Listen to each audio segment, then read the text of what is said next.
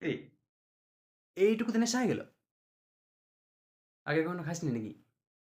ও, আমাকে দেখ, আমি আর পিন্টু কালকে দুটো 750 20 মিনিটে শেষ। আর দুটো টিউবা বিয়ার ছিল, পুরো খেয়ে নিলাম। কি, বিয়ার খায় না?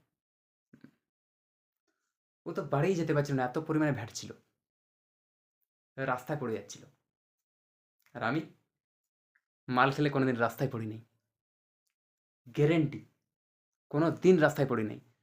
একবার ড্রেনে পড়ে গেছিলাম, ড্রেন থেকে উঠেই বাবার ফোন। বাবা বলছে, কোথায় আছিস তুই? আমি বললাম, আমি আ- আমি আমি আমি ঠিক আছি।